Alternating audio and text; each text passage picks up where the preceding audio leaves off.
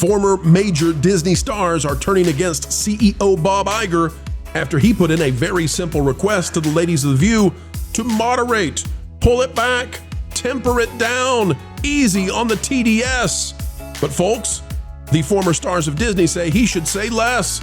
Don't mention it. Don't talk about them. Let they do what they want to do. Folks, we'll tell you why Bob Iger is, shall we say in French, screwed right now.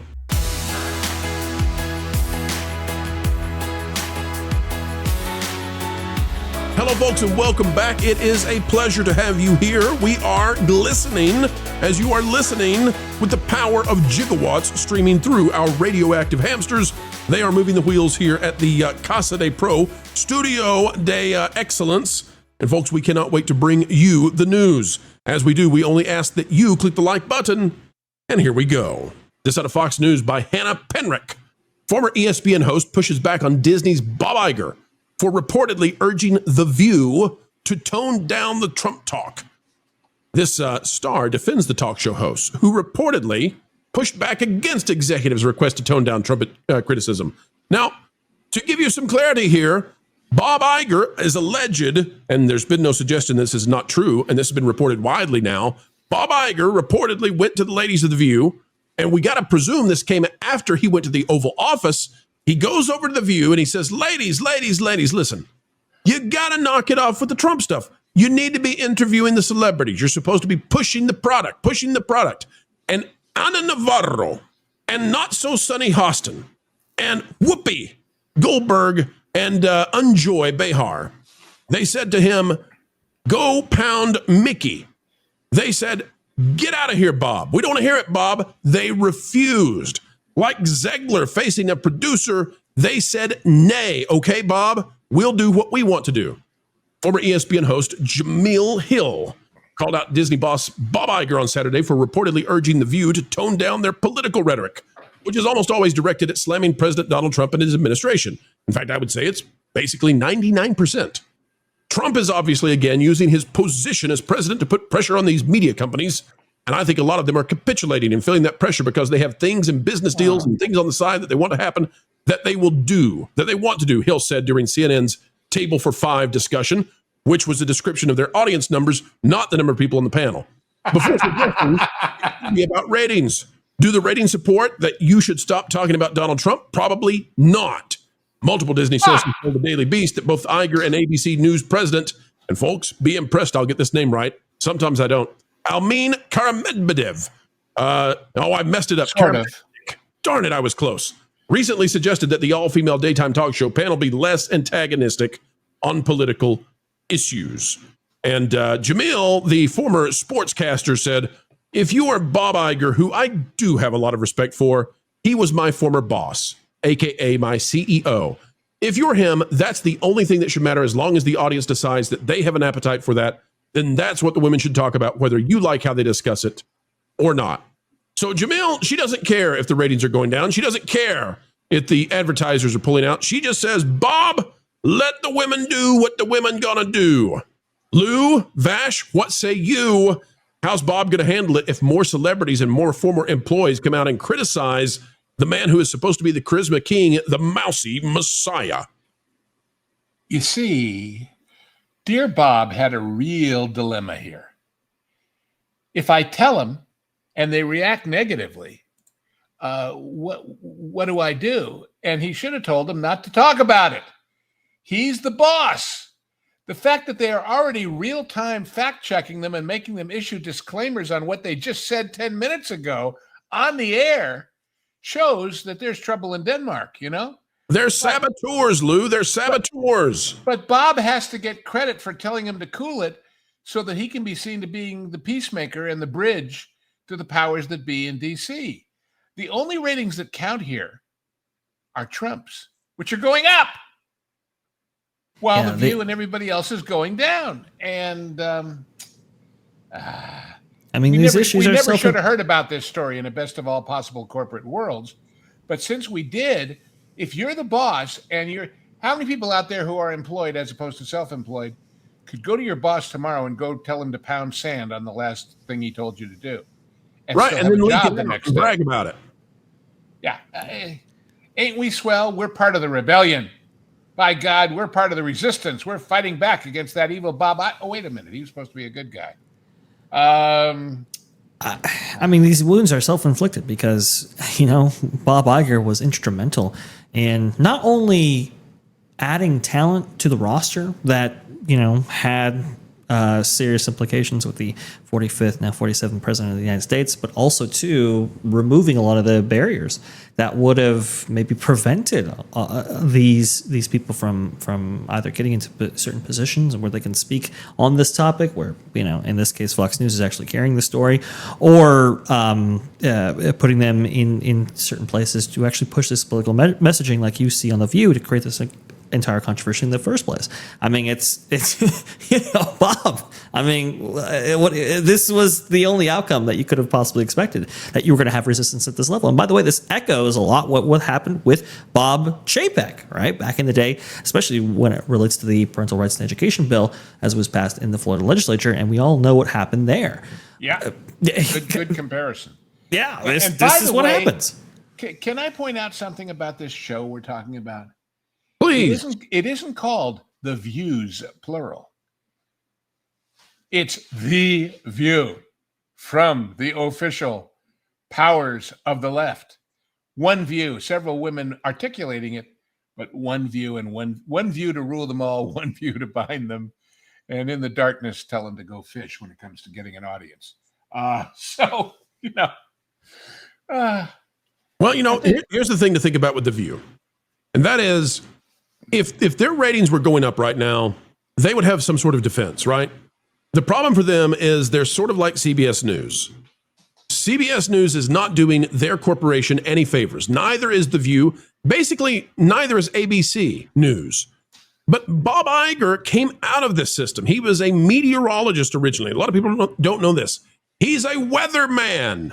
He was a weatherman who came out of ABC News and made his way up to CEO. He is fond of this system, of the pond that brought him forth. But you're saying he's a weatherman who only now has figured out which way the wind is blowing.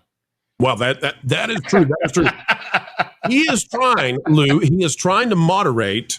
Although I don't think that internally that his politics have changed. I don't think that his philosophy has changed. But he's trying to moderate the company. He's trying to be seen as moderating the company, right? But because these people are crazy. And he only hired them, I believe, because he had political ambitions. And his political ambitions at the time required that he hire a bunch of crazy people. And now he's realizing what we've been saying all along. These crazy people, once they're in there, you can't dislodge them. They don't want to leave. They're like ticks on a dog. You pull them out and they hang on tight because they have nowhere else to go. They just want to fight. They're partisan. They're political. They're hacks. And they can't hack it on real talent. They depend on the gatekeeping system. And as I've said before about when people have said, well, what if Apple or Elon or somebody bought Disney and cleaned house? You know what would happen is all those people who were being encouraged to put these themes into their work at Imagineering, at the movies, at the animation studios would say, but we was just following orders. How could you fire us for doing exactly what you told us to do? And they'd be right.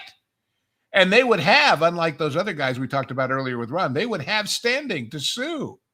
So he's painted himself into a pretty tight corner here. The good news for Bob is he's leaving that corner in about a year, but he will not be leaving his chair completely. He will become the Mousy Messiah Emeritus Immortal. He'll continue to have his office wherever he wants to have it. Yeah, we're back to Poopus again. So he's going to have his control, and whoever inherits the job is going to be in the real Poopus, right? The Grand Imperial Poopus Poobah. That's right. The Poopus Poobah will be, we're keeping that one. The Poopus Poobah is going to be poor Josh tomorrow, who is going to be the CEO tomorrow whenever he takes over. And Bob Iger is going to sit there and say, you want to be chapeked, buddy? You want to be chapeked? We'll chapek you right out of here. Do what I say. That's what Bob's going to say.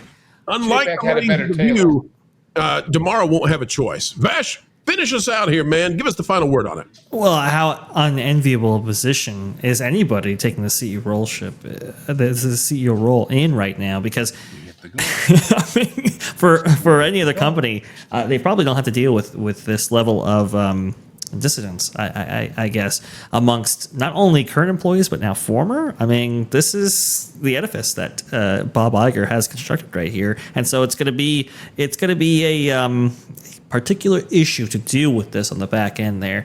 And what we're hearing from Josh D'Amaro is that perhaps. Maybe he's the guy that could maybe bring the magic back. I'm not sure, but it's going to be a tough road ahead for anybody that goes for Daniel Walden, Alan Bergman, any of the other candidates that we've been hearing before in the past to upend this culture, because I think it's the culture that Bob Iger has constructed here that is the most suffocating thing about the modern Walt Disney Company, and this needs to be addressed to find long-term success for the Walt Disney Company. There you go, folks. Bob is never going to leave.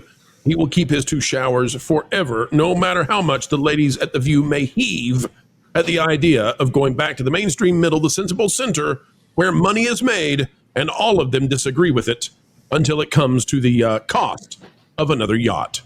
And put another one in the can, folks. A video of excellence has been birthed into existence, and you were there to witness it. Thank you for participating. We hope you had a good time. Folks, it's a great time anytime we get to share time with you, and we mean it. The only thing additional we ask, on the way out the door, consider clicking the like button. Share, subscribe, click it and stick it to those pesky algorithms. It is the notification bell. Drop a comment down below. And oh, by the way, if you would be so kind, perhaps share this out on your favorite social media platforms. Folks, we've got all kinds of content coming your way. If you are interested in going even beyond all of that, well, there's a Pro Store, and you can always find those items directly below the video you're watching. The Pro Store, it's a cool place to check out for items that, well, definitely Disney and the rest are not going to sell you, but we're happy to do so. Until the next time, keep learning, keep growing, and as always, keep having fun. Hey, Floral, guess what? You put a fork in Pro's microwave again. No, that was yesterday. I don't know that what. Oh, I've decided to give up on torturing Jonas. What? Why? In the same way the cat sleeps like 20 hours a day, that was like your purpose. I know, but I've decided there's bigger fish to fry. Okay. Like Lorne. I mean, think about it. Everybody loves him. He's a fan favorite, and frankly, he has almost no weaknesses I can find. Except that he's really smart. So, you want to annoy the one panelist without a single flaw, because he's smart. Yeah, like that winged statue at that fancy Paris museum thingy. I want to break the one thing that everyone loves most. Right. So, kind of like the opposite of Rachel Zegler. Yeah, exactly. And I get to see her all the time at family reunions anyway. You get to see Rachel Zegler? Yeah. I mean, she's a total troll. Lives under a bridge, harasses billy goats, the whole 9 yards. It all makes sense now. Speaking of which, maybe she'll get me... Okay, call her on my... I'm gonna call her and see if she'll be in the next Indiana Jones. She should be the next Indiana Jones. That'll totally destroy Lord. He loves Indiana Jones. Oh, that's cruel.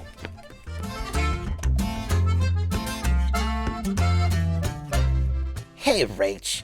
I've got a cool idea for you that involves a whip and snakes. I love that description. It's perfect. I know, right? Weird, as we always say.